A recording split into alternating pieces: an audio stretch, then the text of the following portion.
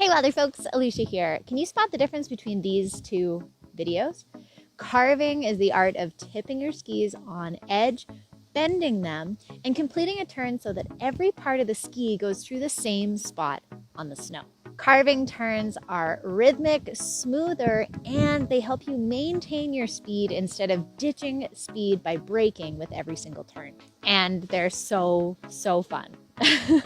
Now, in your head, you might have seen ski racers carve most often, and you might have thought that the carving skill was only used in a race course.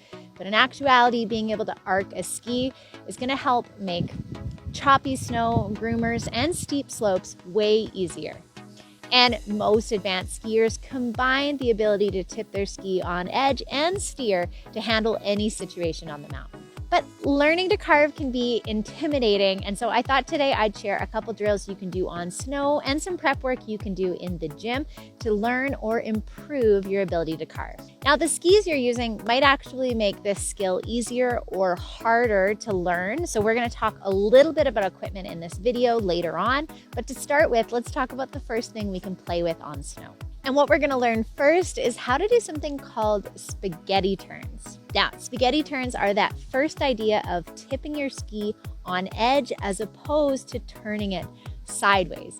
And what you're going to do is basically try and make figure eights in the snow by tipping onto your inside then outside edges. You want to try this on a very flat slope at first because you're going to get going quite quick, and sometimes we can get caught on our outside edges and go a little far into a splits type position. The next thing we're going to try on snow is called a J turn. Now, if spaghetti legs help you learn how to initiate the turn and do that first kind of move, then a J turn is really helping you learn how to complete an arc. And we're taking this to an extreme, so you're going to want to make sure that you're on a run where you have visibility uphill and you know no one's coming. After you check that it's safe, you're going to run your skis straight down the hill, and then just tip them on edge, pressure your outside ski particularly, and just ride that arc.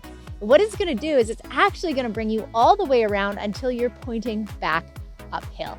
At the end, you'll just tip your skis off edge and run straight uphill with those skis flat. To do these, you're going to want to be on a groomed slope that's a moderate steepness because it can be a bit scary to run straight down the hill at first.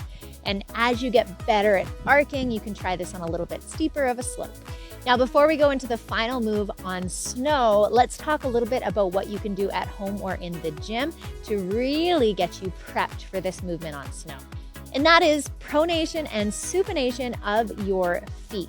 Because believe it or not, to initiate a turn by rolling on edge, you need to move those feet inside those ski boots. So in the gym or at home, we can actually start to experience supination and pronation through the feet. And this is going to help us start to understand what it feels like to tip our skis on edge. Now, there is a great debate in skiing as to whether a carving turn starts at the hips or the feet, and I'm going to leave that debate for the comments.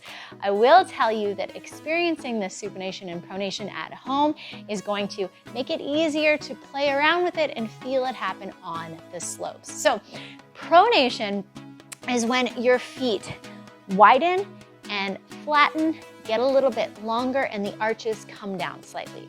It can happen from our lower leg rotating in, and it can also happen from our knees diving together, but we want to avoid that. So I want you to try and experience this at home on 2 feet and 1 by simply trying to rotate the leg while the big toe presses into the ground. What you're going to find when you do this is actually you feel your glutes turning on. Supination, always remember, because it's like we're turning our hands up to hold soup.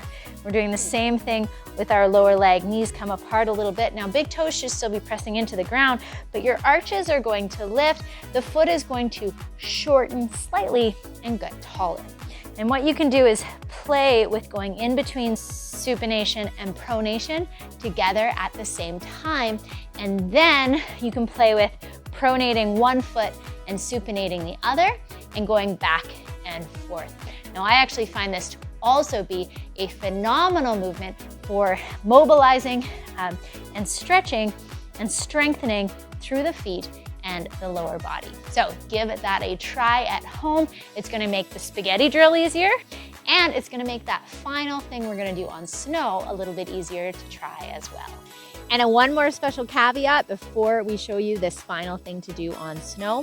When you're first learning to arc, especially I've seen this with my young skiers, they can get caught in an arc and not know how to unlock it, and they can kind of take them for a ride. So any of these drills, make sure that you practice exiting out of them just by putting your weight over your outside ski and rolling your feet back to flat. But if you feel yourself losing control, that's often because your weight gets thrown back because you're not used to how quick carving can let you go. In that situation, pull your feet back behind you and go into a hockey stop to regain control. Now, I told you that we were gonna talk briefly about the skis you are on because they're gonna affect what your carved turn looks like. To make this as simple as possible, I brought in a bunch of my skis here. We have, and I've been bothered on the internet or bugged on the internet about how old my ski equipment is. If you have a problem with the age of my ski equipment, then you should like this video and subscribe to this channel so that hopefully I can get some new ski equipment soon. That being said, these are a pair of old race slalom skis. This is an all-mountain touring ski.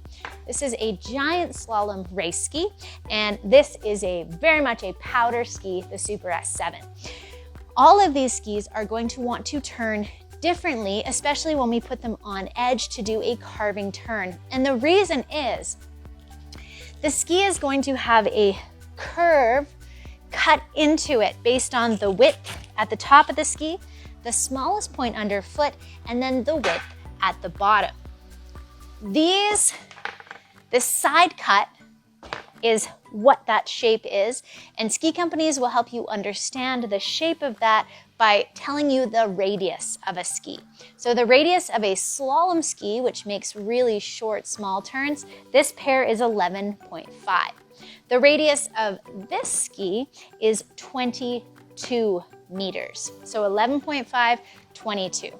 The radius of this specific pair of GS skis is 23 meters, and the radius of these Super S7s are also 22 meters. So what does that tell you?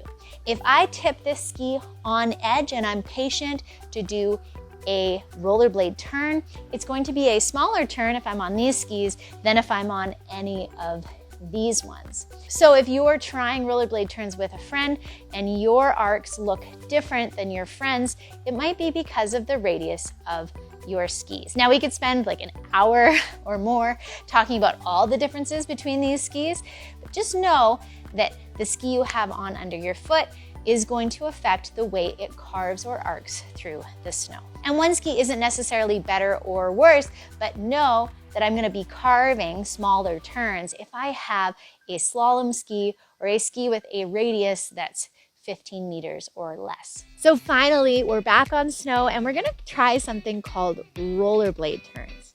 We're combining the skills of spaghetti legs to initiate a turn, patience, like the J turn, and then we're just gonna roll flat again and try it all over.